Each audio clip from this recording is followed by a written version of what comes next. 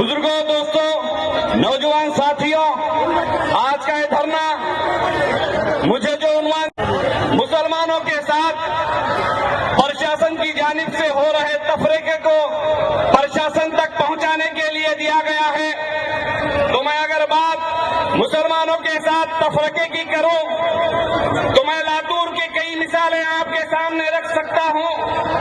लातूर में कई ऐसी मिसालें दे सकता हूं जहां पर खुलेआम हमको हमारे साथ तफरीका नजर आता है। यकीनन पुलिस डिपार्टमेंट हमारे समाज का हिस्सा है। पुलिस डिपार्टमेंट जो सोशल वर्क करते हैं या सियासी वर्क करते हैं, उनका बड़ा भाई होता है।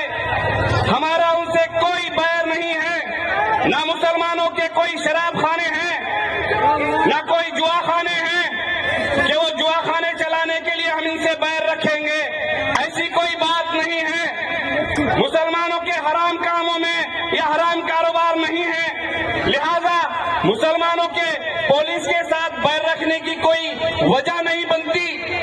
लेकिन मैं आपको बताना चाहता हूं कि हालिया दौर में कई ऐसे वाकयात हैं यहां पर हमने अपनी खुली आंखों से देखा कि किस तरह से पुलिस प्रशासन ने हमारे साथ सौतेला बर्ताव किया।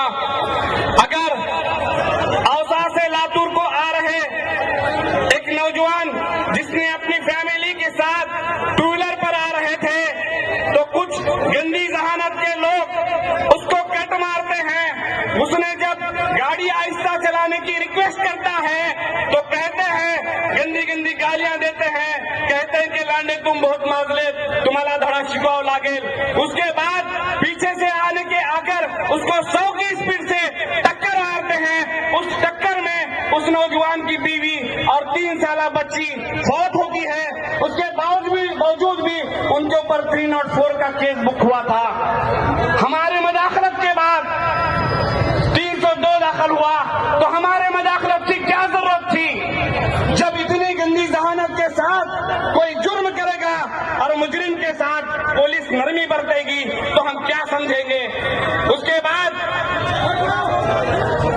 अरबी में हमारे एक बुजुर्ग थे जिनका नाम महबूब साहब कुरैशी था। उनका एक आस्ताना बनाया था उन्होंने, और वो आस्ताना इस नियत से बनाया था कि उनके इंतकाल के बाद वो वहां पर दफन होंगे। लेकिन एक शख्स इस भारत में, इस आजाद भारत में अपनी मर्जी के मुताबिक दफन होने तक मजबूर है, तो इसकी जिम्मेदार पुलिस प्रशासन है। अगर पुलिस प्रशासन ने वक्त रहते गैर दस्तूरी मांग करने वालों को खाकी दिखाई होती, अगर पुलिस प्रशासन ने गैर दस्तूरी जिद करने वालों को कार्रवाई की होती या वैसी हरकत करने से रोका होता, तो आज वो बुजुर्ग अपने मर्जी की जगह पर दफन होते। तो इससे मुसलमानों में एक बेचैनी पैदा हुई है कि हम जिसको अपना बड़ा भाई मानते हैं, हम उनके पास अपनी पीड़ा लेकर जाते हैं, अगर वो हमारी पीड़ा नहीं सुनेंगे तो कौन सुनेगा? उसके बाद लातूर के तमाम लोगों में ये कैफियत पैदा हो चुकी है कि लातूर का गांधी चौक नौजवान मुसलमानों के, बेखुसूर मुसलमानों के कानूनी कत्लगाह बना हुआ है। और उसकी मिसालें ही नहीं बल्कि उसका बाज़ाब्ता हमारे पास एफिडेविट भी है। 3 लड़के, 3 नौजवान, यकीनन हम नौजवानों की गलती पर उनकी सराहना नहीं करेंगे, किसी के जुर्म की हम तायीद नहीं करेंगे। 3 नौजवान जो एक कैफे में बैठकर अपने फ्रेंड्स के साथ कुछ सेलिब्रेट कर रहे थे, वहां पर वो कैफे वाला किसी ग्रुप को बुलाता है, वो ग्रुप आता है, उन 3 नौजवानों को मारते हुए गांधी चौक पुलिस स्टेशन तक लेकर जाता है और उन लोगों पर एट्रोसिटी और पोक्सो जैसे संगीन केस बुक किए जाते हैं। एट्रोसिटी और पोक्सो जैसे संगीन केस बुक किए जाते हैं। वो लड़कियां कहती हैं कि ऐसी कोई घटना नहीं हुई, वो लड़कियां कहती हैं ऐसा कोई वाकया नहीं हुआ, हमें कोई तकरार देने की जरूरत ضرورت نہیں ہے، لیکن ان کا تکرار لیا جاتا ہے اور کیس بک کیا جاتا ہے، وہ بچوں کو جیل میں بھیج دیا جاتا ہے۔ پرسوں کے دن وہ ارزدار وہ بچی میجسٹریٹ کے سامنے پیش ہو کر اپنا بیان درج کراتی ہے اور محترم ایس پی صاحب کو ایک لیٹر بھیجتی ہے کہ ایسی کوئی گھٹنا نہیں ہوئی، وہ لڑکوں نے ہمارے ساتھ ایسا کچھ نہیں کیا۔ تو جب ہمارا یہ سوال ہے کہ پولیس پرشاسن اس طریقے سے اگر اندھادھند مسلم نوجوانوں کو اٹھا کر جیل میں ڈالے گا تو کیا آپ مجرموں کو یا جرم کو کم کر رہے ہیں یا اچھے لوگوں کو مجرم بنا رہے ہیں؟ آپ کیا میسج دے رہے ہیں؟ اور ایک کیس ہوا اعظم گنج گولائی میں، ایک لڑکے نے میسج کیا، ہم اس کی تائید نہیں کرتے، اس پر کارروائی ہوئی ہونی بھی چاہیے، لیکن اس کے بہانے سے ایک عدنان نام کے لڑکے کو، جبکہ پی آئی صاحب گاندھی چوک کے پی آئی صاحب یہ جانتے تھے کہ وہ لڑکا اس میں ملوث نہیں ہے، اس کے باوجود اس لڑکے کا نام ڈالا گیا، اس کے باوجود اس لڑکے کا نام ڈالا گیا۔ میرا ہمارے پولیس پرشاسن جو ہمارے بڑے بھائی ہیں ان سے یہ سوال ہے، کیا اگر وہ اولاد تمہاری ہوتی تو کیا تم اپنی اولاد پر بھی ایسے جھوٹے کیس بک کرتے؟ 4 دن کی نوکری ہے، اگر تم اس 4 دن کی نوکری پر ایمانداری اور دیانتداری سے کام کرو گے تو جب تم نوکری پر ہو تب بھی لوگ تمہاری عزت کریں گے اور نوکری سے جانے کے بعد بھی تمہاری عزت کریں گے۔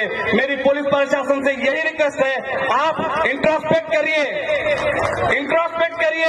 آپ چنتن کریے کہ آپ غلط جا رہے ہیں یا نہیں جا رہے ہیں۔ آپ ذرا یہ سوچئے کہ کل کو کوئی میرے بچے کے ساتھ ایسے جھوٹے کیسز بک کرے گا تو کیا ہوگا؟ خدا نخواستہ اگر تمہارے بچوں کے ساتھ ایسا ہوگا تو کیا ہوگا؟ تم پڑھ لکھ کر آفیسرز بنے ہو، انسانیت تم میں باقی ہے۔ ہماری ریکویسٹ ہے کہ ہمارے ساتھ دوجا بھاؤ نہ کرے۔ اور عزیز دوستو، میں اس بات کو کہتے ہوئے اپنی بات کو مکمل کرتا ہوں کہ دھرنا رسول اللہ صلی اللہ علیہ وسلم کی شان اقدس میں گستاخی کے خلاف ہے، گستاخی کے خلاف ہے۔ لاتور کے ہمارے پولیس والے بھائی بولتے ہیں کہ اس کے پاس بہت تلخی ہے، انہیں ایسی باتیں کرتا، انہیں ویسی باتیں کرتا۔ اور میرے بھائیوں، بھارت کا ہی نہیں پورے دنیا کا مسلمان ہر چیز برداشت کر سکتا ہے، لیکن اللہ کے رسول کی شان میں گستاخی نہیں برداشت کر سکتا۔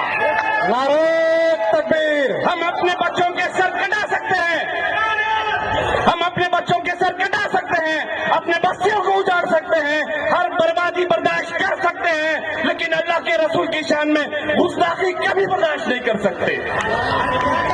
اور میرے اس بیان پر بھی ایک ڈپارٹمنٹ کے ہمارے صاحب کو آبجیکشن تھا کہ انہوں پردھان منتری کو بولتے ہیں، مکھیہ منتری کو بولتے ہیں۔ ارے یہ حقیقت ہے، اگر اللہ کے رسول کی شان میں کوئی گستاخی کرے گا تو پردھان منتری، مکھیہ منتری ہو یا پورے دنیا کا حاکم ہو، اس کو ہم اپنی جوتی کی نوک پہ رکھتے ہیں۔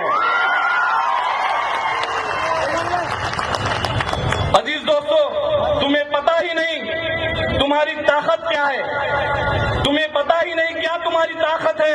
کسی کے تاج کو تم ہی سنوار سکتے ہو۔ اگر تمہاری نگاہوں کا رخ بدل جائے، اگر تمہاری نگاہوں کا رخ بدل جائے، کسی کو تخت سے اتار کر تختے پر لا سکتے ہو۔